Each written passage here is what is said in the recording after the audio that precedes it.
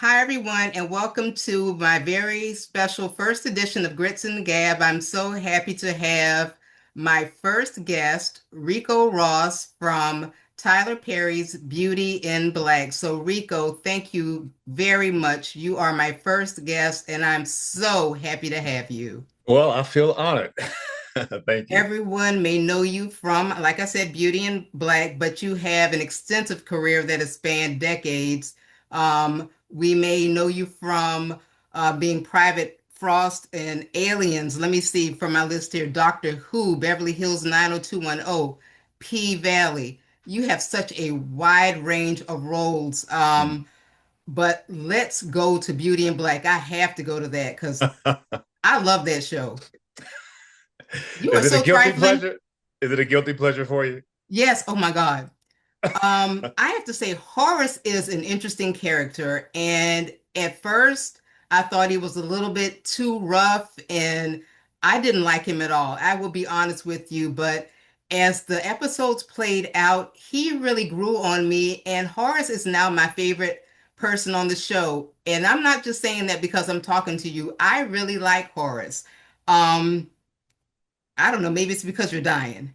But what are your thoughts on the character? I mean, he has to really be a fun role to play for you. He is he's an amazing role to play. And every actor, wants to play a role that challenges them as well, because we always want to grow. It's art, it's not mathematics. Um, and I got to tell you, I'm finding it surprising too that people love this character so much. Because as you said, when you first meet him, he's not the nicest person in the world. Not at all. But what I love playing about him in particular is the layers. When you do a, a movie, it's one thing. You have 90 minutes to introduce a character and to finish the character off, to finish the story off. When you're doing a television series, it's really important that you have layers to this character, because you may have to do 16 episodes, you may have to do 100 episodes. And it could get boring real quick unless the character has multiple layers. And that is what was delivered to me in the script. It wasn't my doing. I added onto it, which every actor wants to do, to put himself inside the character. But most of that character came from the writing. And when you first meet Horace, and I'll try not to give any spoiler alerts, you see him as an elderly senior citizen that is on a fixed income. You later on find out that this man is worth hundreds of millions of dollars. That's the first layer. The second layer is you meet him, and he's ill. He's not well. He's an older, he's a senior citizen, but he's also an ill senior citizen. So it's easy to think of him as weak, and you later find out that he is anything but weak when it comes to Horace. Right. When you first meet him, you think of him as being someone that is extremely homophobic, and he has no hesitations about expressing his thoughts on it. And later on, you find out that he is gay curious himself. Yes. So these layers are just piling up and piling up. As the season goes on, more layers come. You find out that he's not, even though he's from Chicago, he happens to be more worldly than you would think. Even the family history, they give you little nuggets of the history, but you don't really know the nuggets. You don't really know much more than the nugget. And sooner or later, these things will be revealed as well. So I love playing the character. When we first shot it, his intentions were Tyler wanted this character to be someone that was introduced slowly.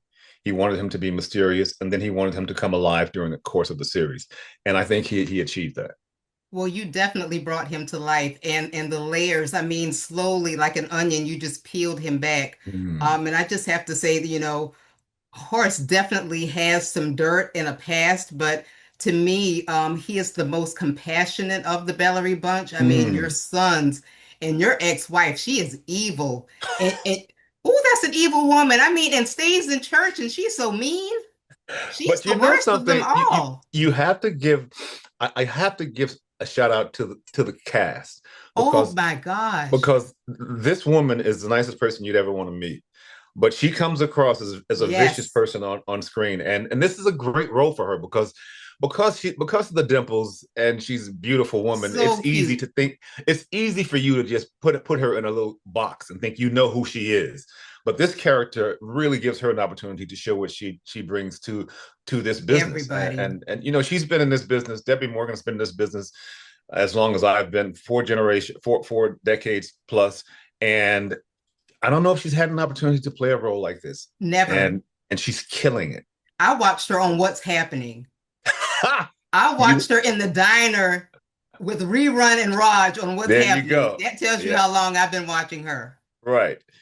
But I mean, everybody is so dysfunctional and just like the drama. But I mean, I'm here for it all. So I'm just so happy that it's been renewed for a second season. And Mhm. so I'm just wondering, will there be a miraculous recovery for Horace? I mean, any clues you can give us for You that? know what? The way Netflix and Tyler run their business is they don't give the actors much information because they know we'll tell you. And so they let us know on a need to know basis. And until we need to know, we don't know what's going to happen. I do know that there has been a serious outcry for Horace to stay on the show. And I also know that Netflix and Tyler Perry are hearing Oh, these I cries. know. I follow, and I tell you, your fans do not play about you. They don't They play. do not play about you. So uh they better come up with a cure real quick. I also got to say, I don't know if fans realize how much power they have, because their numbers mean dollars to Netflix, and so they're listened to. And my fans, they don't hold their tongue. They No, will tell you in a heartbeat. If he ain't back, I'm not watching. I mean, they don't okay. hold it. I mean, They don't whole hold their shows tongue. have been resurrected because of fans. Exactly, So, exactly. Yeah.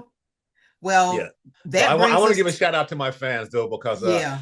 the love that they pour on me, man, I am just covered in it, and I feel it, and it really it puts a smile on my face every time I read one of their comments. Well, that brings us to the elephant in the Zoom. You Got you. have become the internet zaddy, the silver fox. Man, there is an army of Ricco Ross female fans out there. They don't And play. I read some of the comments on your post. They don't hold back. And I'm going to read, I printed it out. I'm going to read some of these comments to you right Okay. now. Okay. And Oh these are the God. tame ones that I can read because I know you have a wife. Um, Grown and sexy. I would marry him today. The only man the ladies have agreed to share without a fight. Oh, I love it. That's my favorite one. I love that one. The sexiest zaddy in the world. Wow. And Xaviera over at Ice Cream Conversations, you shared this one.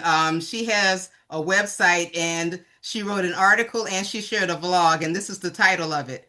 Hey, Zaddy, 23 Black Hollywood kings over 50 still dominating TV and film. And you were one of them.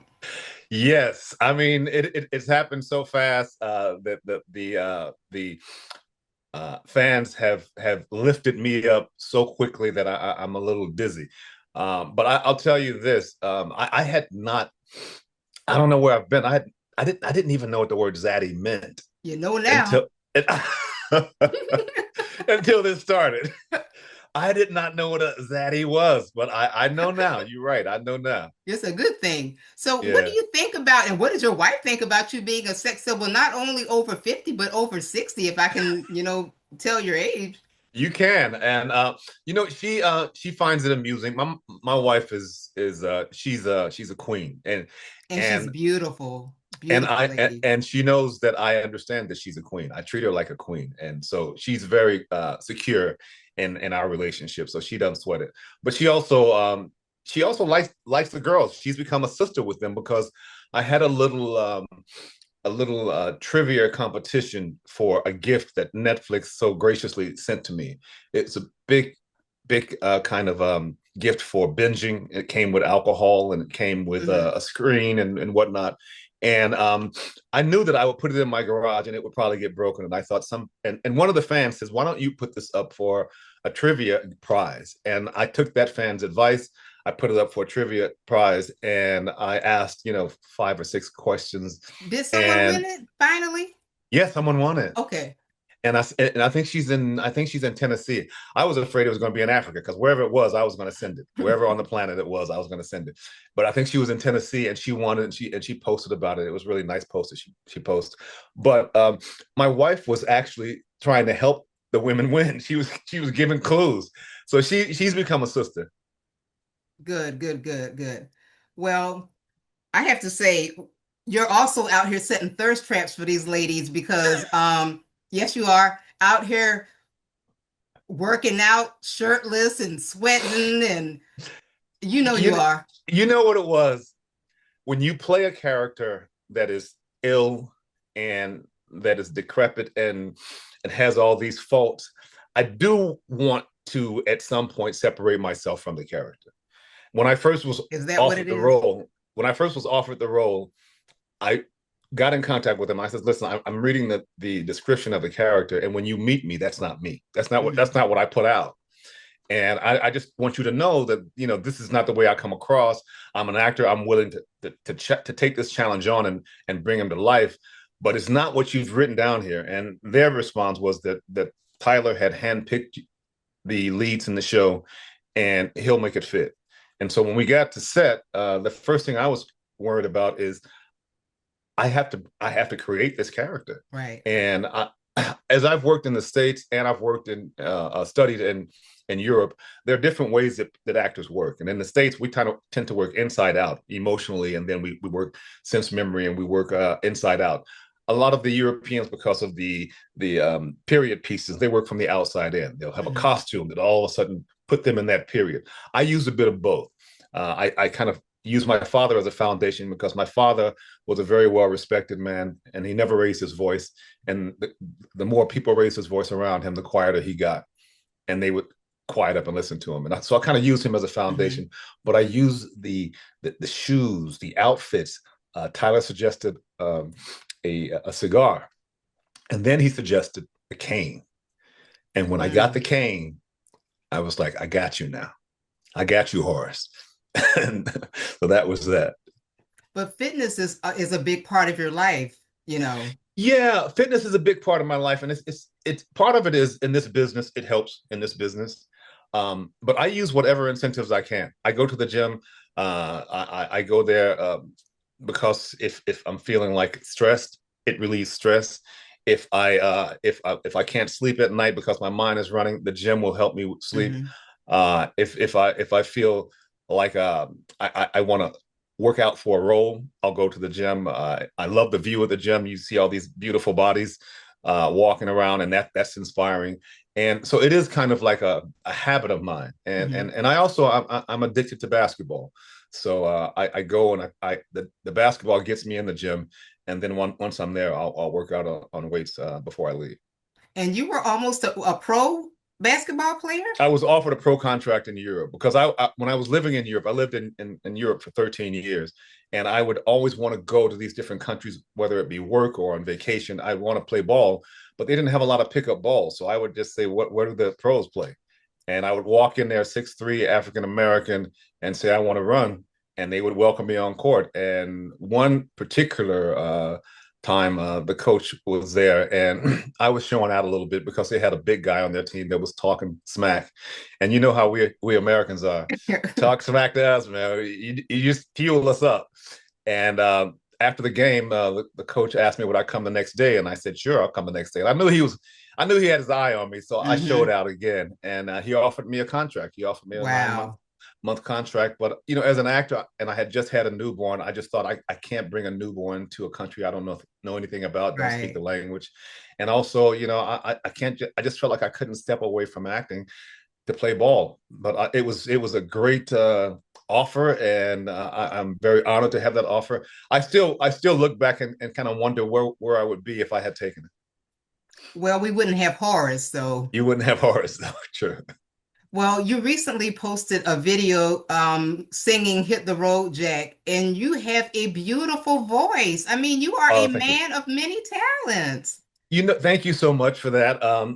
I was in a band for 5 years. I was lead singer of a band for 5 years. We Wow. did covers. We did cover songs. Top 40s, rock, R&B, and jazz and blues. But we stopped because of the pandemic, and we never started back. So I'm always looking for an opportunity to show those skills because when I came into the business, everybody wanted to be you were expected to try and be a triple threat. You wanted to be able to dance, you wanted to be able to sing and act, and I took that seriously. I knew this business was hard, so I thought I'm going to give myself all the tools to give myself a better chance of making it. Well, please go back to singing again. I mean, even if you just, post a video every now and then for the fans or when you're back on the show, because you will be, find an opportunity to sing in a club scene or something. I mean, you have a really beautiful voice. Thank you so much. As a matter of fact, a couple producers and we're going into the studio. We're gonna drop some stuff down because we gotta use this opportunity. The fans like the character. They like me. I just want to show them, some of the skills that I haven't had an opportunity to show on the show. Okay.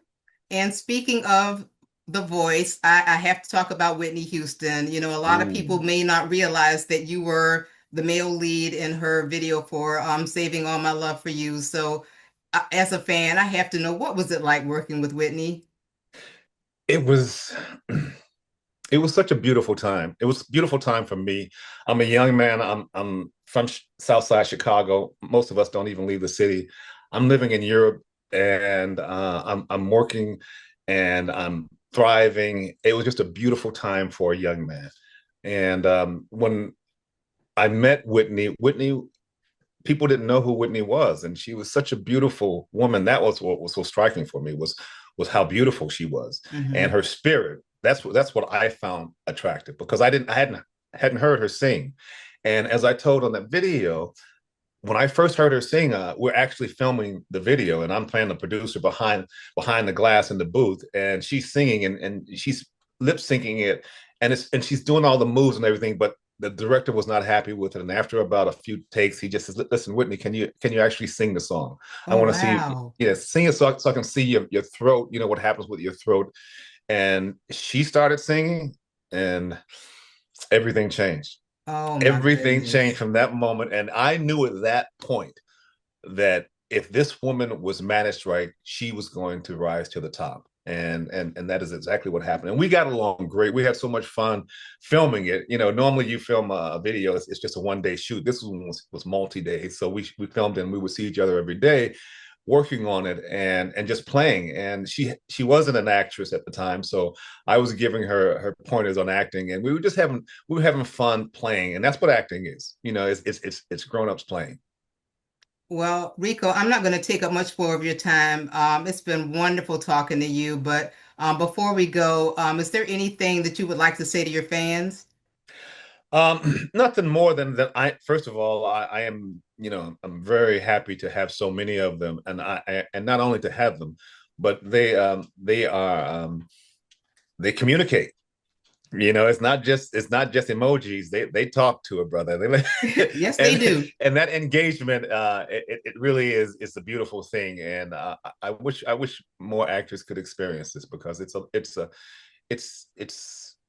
it's wonderful. And of course, they can follow you on your social media, Instagram and Facebook. Mhm. Okay, well, They thank you can follow so me on much. that, and I think it's my name, and the only difference with my name and others is my name is spelled with two C's. Gotcha. Well, Yeah. thank you so much for being my very first guest I on love Grits it, and and Gab. I love your the name of your show. It's a great title. I love Well, it. I'm a Southern girl, and my favorite comfort food is grits, and I love to talk. Hey, listen, let me tell you something. When it comes to grits, I know about them. I No know about them. sugar. No sugar. Don't, thank you. No We sugar. don't do sugar and grits We around don't here do sugar and grits. We want it because I'm a salty. Georgia girl. We don't do Butter. that here. Yeah, yeah. Thank you again so much. All And, right, my and when you're pleasure. back on the show, I'd love to talk to you again. All right, let's do it. All right. Thank you. All right, you take care.